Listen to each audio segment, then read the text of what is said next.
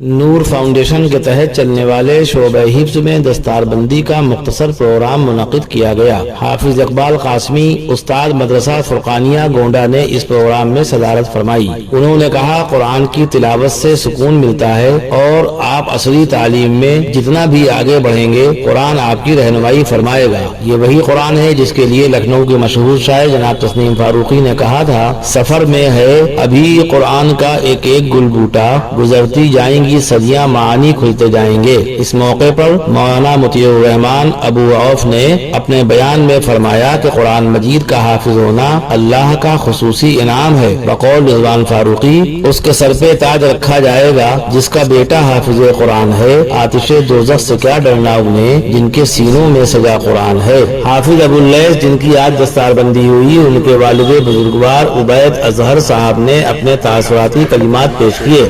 حافظ عثمان کے والد بھی موجود تھے جن کی دستار بندی ہوئی۔ الحمدللہ نحمده ونستعینه ونستغفره ونؤمن به ونتوکل علیہ ونعوذ باللہ من شرور انفسنا ومن سیئات اعمالنا من یهده اللہ فلا مضل له ومن یضلل فلا هادی له ونشهد ان لا اله الا اللہ وحده لا شریک له ونشهد ان محمدا عبده ورسوله اما بعد وقد قال الله تعالى في القرآن المجيد انا نحن نزلنا الذكر وانا له لحافظون۔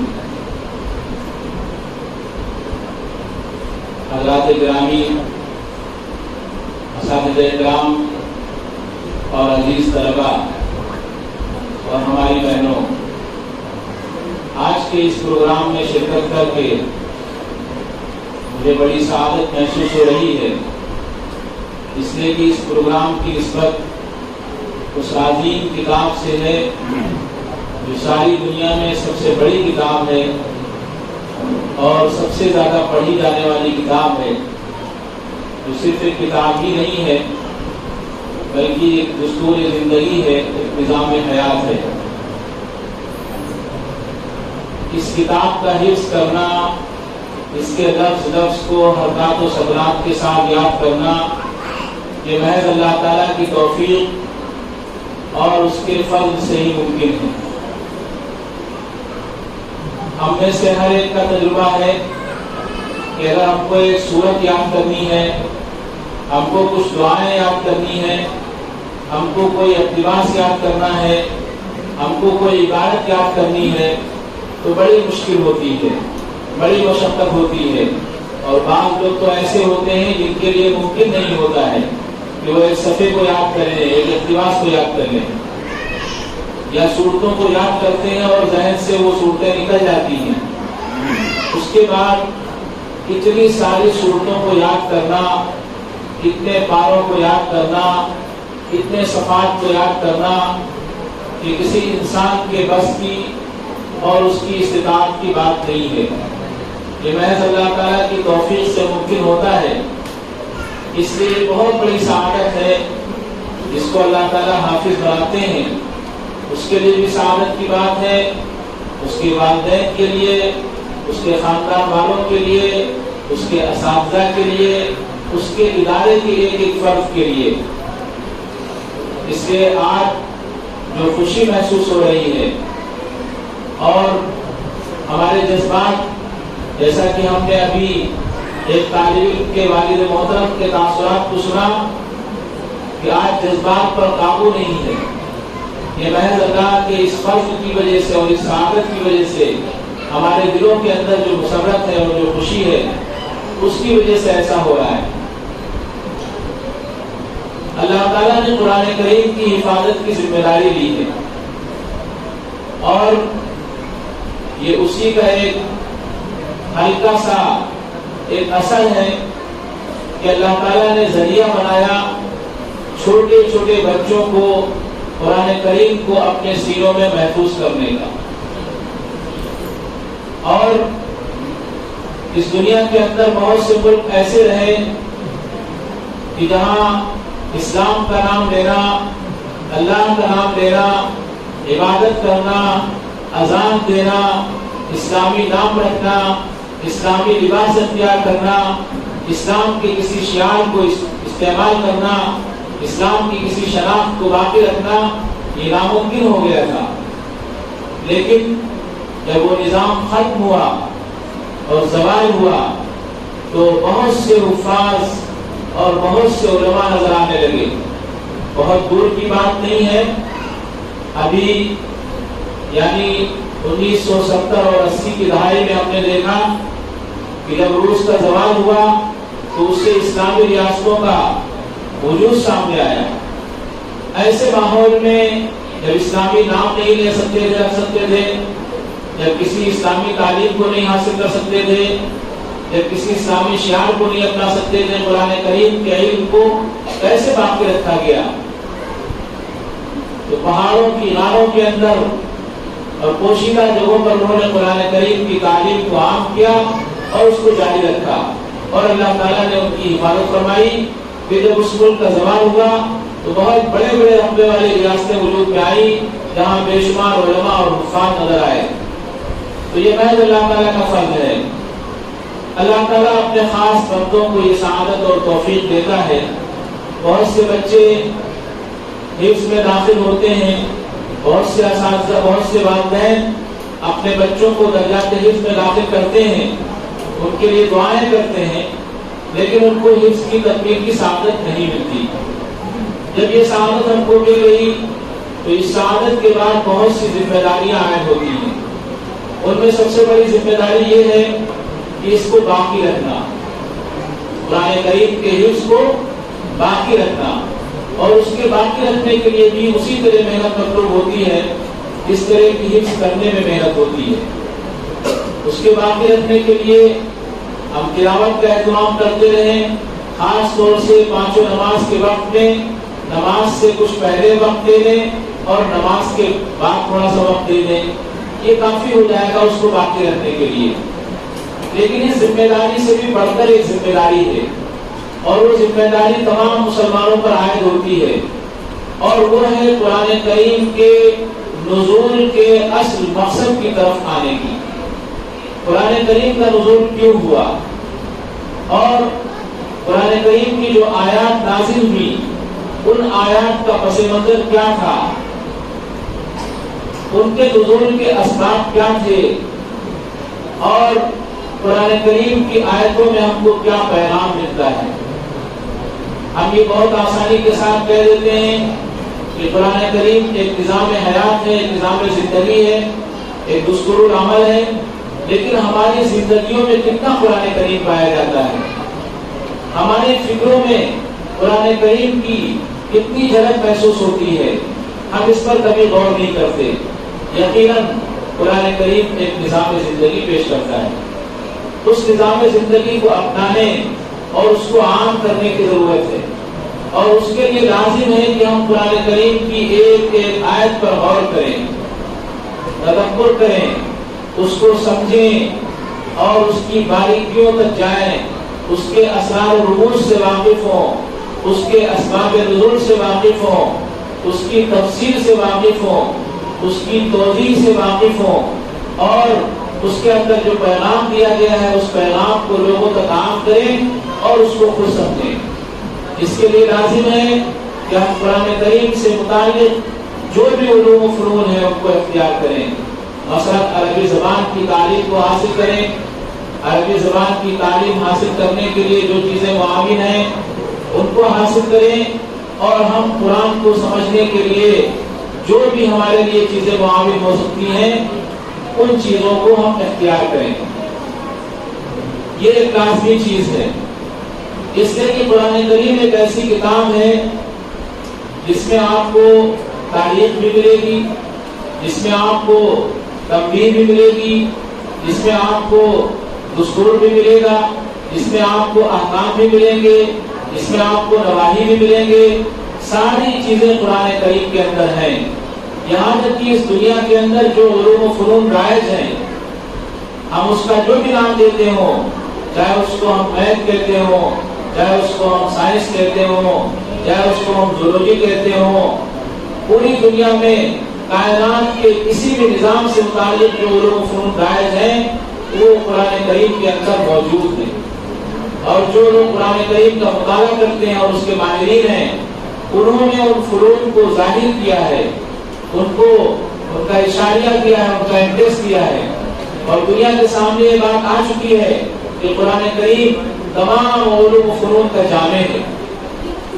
اس لیے ہم قرآن کریم کو اپنا مقطع نظر بنائیں، ہم اس کا مطالعہ کریں، ہم اس کی گہرائی میں جائیں، ہم اس کی باریکیوں کو دیکھیں، اس کے جو مفسرین ہیں صحابہ کرام میں ان کی تفسیروں کو ہم پڑھیں، جو احادیث سے اس کی تفسیر ہوتی ہے ہم ان کا مطالعہ کریں، جو کتابیں آ چکی ہیں قرآن مجید کی تفسیر کی، وہ عربی زبان میں ہوں یا اردو زبان میں ہوں، ان کا مطالعہ ہم کریں، اپنے علم کو وسیع کریں، اپنے علم کو وسیع کریں اور قرآن کریم کے لفظ لفظ پر تدبر کریں، تبھی قرآن کریم کا حق ادا ہو سکتا ہے۔ آج بڑی خوشی ہو رہی ہے، میں دوبارہ اس خوشی کا اظہار کر رہا ہوں کہ 2 بچوں نے قرآن کریم کا حفظ مکمل کیا۔ آج یہاں یہ جلسہ، یہ مجلس اور یہ تقریب بڑی بابرکت تقریب ہے۔ اللہ تعالیٰ نے مجھے بھی اس تقریب میں شریک ہونے کی سعادت بخشی۔ اللہ تعالیٰ ہم سب کو قرآن کریم کے ایک ایک لفظ پر، ایک ایک حکم پر عمل کرنے کی توفیق عطا فرمائے، اس کے ایک ایک لفظ کی گہرائی میں جانے اور تدبر کرنے کی توفیق عطا فرمائے۔ اللہ تعالیٰ اس ادارے کو جہاں حفظ قرآن ہوتا ہے، اس ادارے کے ایک ایک استاد کو، ایک ایک بچے کو، یہاں کے ذمہ داران کی حفاظت فرمائے اور اس کو ترقی کی بلندیوں تک پہنچائے۔ اللہ تعالیٰ ہم سب کو عمل کرنے کی توفیق عطا فرمائے۔ وآخر دعوانا الحمدللہ ہمارے سے متعلق گفتگو کافی آ گئی ہے۔ میں صرف 2 چیزیں کہنا چاہتا ہوں۔ ایک تو یہ کہ الحمدللہ پروگرام 11:30 بجے سے چل رہا تھا اور چل رہا ہے، لیکن مولانا محترم کی نصیحت ہم سنیں گے اور مولانا کو ایک طویل تجربہ ہے۔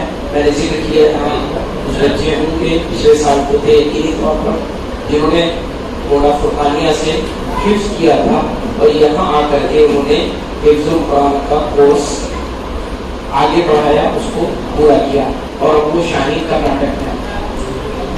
میں اپنے دوست، فاضل دوست برادر مفتی رحمان غوث اور مولانا محترم کے علم میں 2 باتیں لانا چاہتا ہوں۔ یہ بہت چھوٹے بچے ہیں، ان کی چھٹی بھی 12 بجے ہوتی ہے، اس لیے کوئی اجازت دی گئی ہے کہ اب یہ گھر چلے جائیں، چونکہ ان کے گارجین باہر کھڑے ہوئے ہیں، لیکن بقیہ بچے یہاں پہ بیٹھے ہیں۔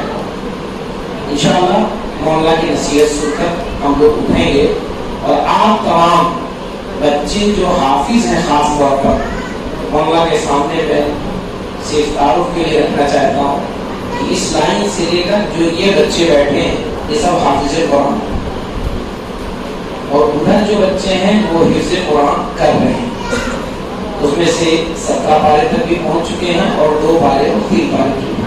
حفظ قرآن کے شعبے میں اس وقت یہاں پر تقریباً 35 بچے ہیں، جن میں سے ہاسٹل میں 27 بچے ہیں اور باقی شہر سے ہیں۔ حفظ قرآن کے لیے ہمارے 3 اساتذہ کرام ہیں، 2 استاد ہیں ہمارے حافظ جنید صاحب، ابو اللیث ہمارے حافظ ہوئے ہیں، ان کے آخر میں انہوں نے ہی مکمل کروایا ہے، اور ہمارے حافظ سرور ندوی صاحب ہیں جو صدر شعبہ حفظ ہیں، ان کے ذریعے ہمارے حافظ عثمان نے حفظ مکمل کیا ہے۔ حافظ عثمان کے والد صاحب بھی آ گئے ہیں، ہمارے برادر شعیب بھائی آ گئے ہیں، داخل ہو گئے، ان کی ٹرین بہت لیٹ ہو گئی لیکن الحمدللہ وہ پہنچ گئے۔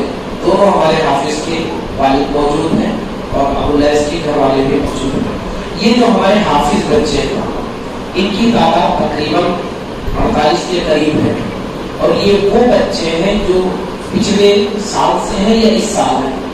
یہ وہی پروگرام ہے جس پر آپ سے مجھے یاد ہے کہ 93 میں جب میری آپ سے ملاقات ہوئی تھی، اور اس کے بعد سن 2000 میں جب میں مدینہ منورہ سے واپس آیا تھا پھر آپ سے ملاقات ہوئی ہے، تو آپ کی فکر مندی تھی کہ کیا کچھ نیا کیا جائے مدرسوں کے سلسلے میں۔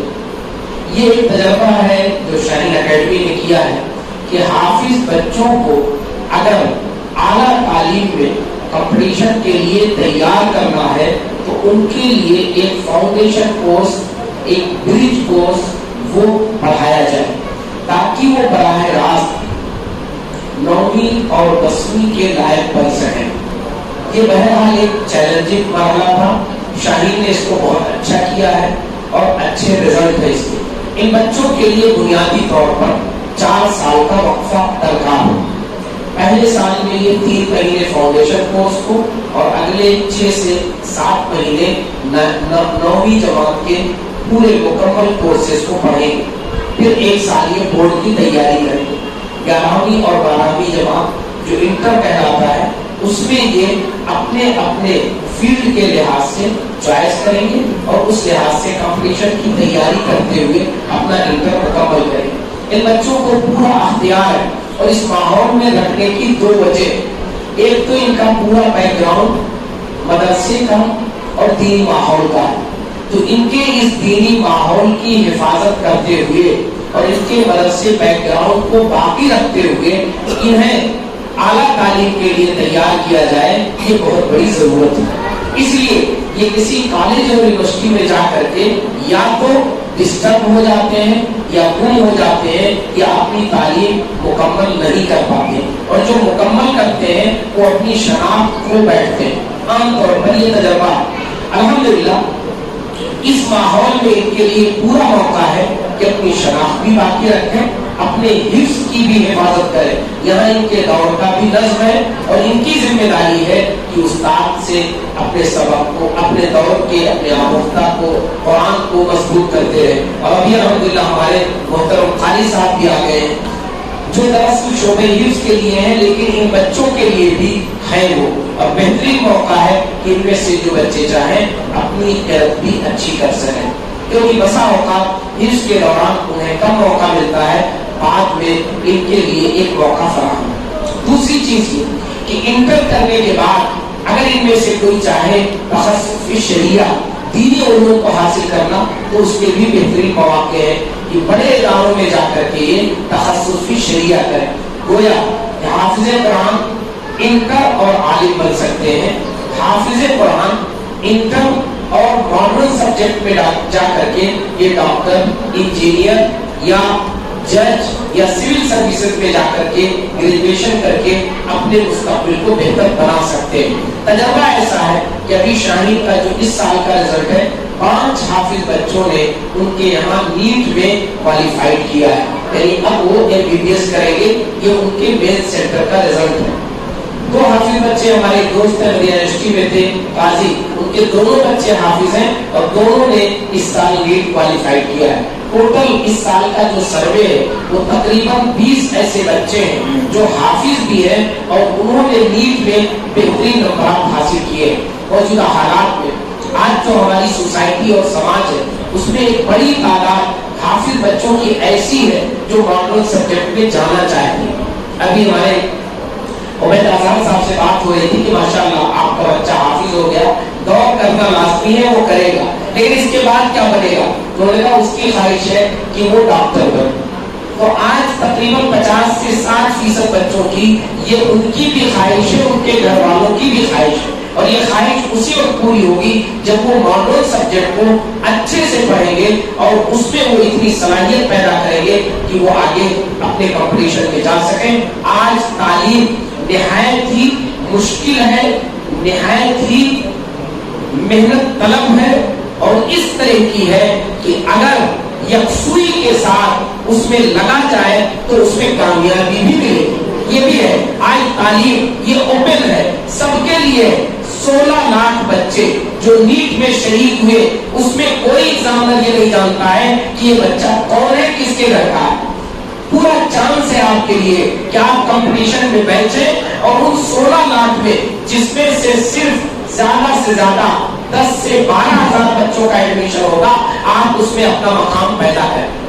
تو آپ کے لیے پورا چانس ہے. حافظ بچوں کے 2 جیسے امکانات ہیں جسے آپ بہتر جانتے ہیں. میں صرف اشارہ کرنا چاہتا ہوں کہ حافظ بچے الحمدللہ ذہین ہوتے ہیں.